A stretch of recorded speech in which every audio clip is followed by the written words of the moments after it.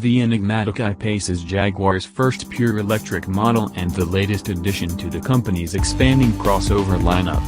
Two electric motors provide all-wheel drive and 394 horsepower, while its 90 kWh battery pack delivers a claimed 240-mile driving range. The I-Pace's dramatic design looks right at home among modern Jaguars, but unique packaging and EV-only cues give this Jag style all its own. Look for the I-Pace at dealerships in fall 2018, sporting price tags starting around $70,000. It used to be that we went years between launches of new Jaguar products, but these days they practically tripping over each other. The F-Pace still feels like a new addition to the clan, and the smaller E-Pace is just now reaching dealerships in the United States. And now the company is already showing off another crossover. This one is different, though. The I-Pace is Jaguar Land Rover's first pure electric vehicle, and it will be on sale here in the fall of this year. The raw statistics certainly seem vital enough. The I-Pace has twin electric motors that allow all-wheel drive and provide a total system output of 394 horsepower and 512 pounds-to-foot of torque. That's not quite Tesla rivaling, but is enough for a claimed 4.5 second 0 to 60 mph time and an estimated 240 miles of range. The I-Pace is rated for 300 miles of range on the European NED test, which tends to be highly optimistic. We've reached out to Jaguar for clarification. The 90.0 kWh lithium-ion battery pack can be charged to 80% capacity in 40 minutes using a 100 kW DC fast charger.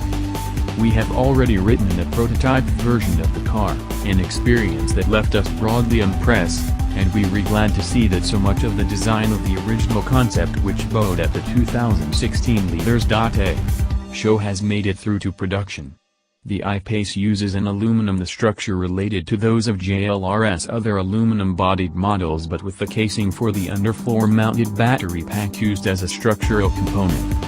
Jaguar claims that the I-Pace is its torsionally stiffest production model yet. We haven't even given away figure, but Jaguar says the battery pack's location enables static mass to be apportioned exactly 50 hours 50 minutes between the front and rear axles, and that it helps achieve a center of gravity 5.1 inches lower than that of the F-Pace.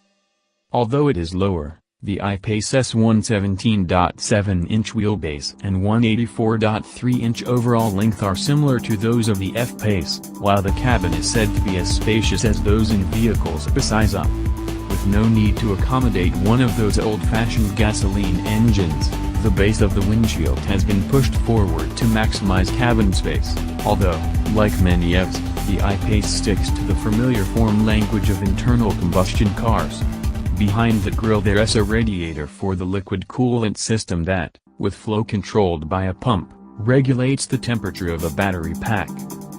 The grille also directs airflow through the hood scoop to reduce drag, and active vanes in the grille and front bumper can close to further improve aerodynamics when cooling for the battery and climate control system isn't needed.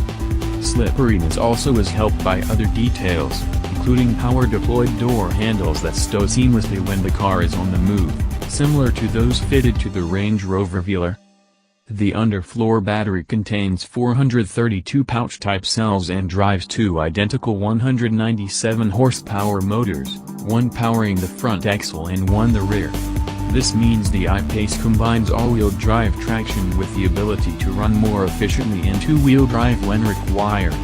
Suspension is by control arms at the front and a multi-link setup at the rear. Air springs are standard, and they can automatically lower the car at highway speeds by up to 0.4 inch to further reduce drag.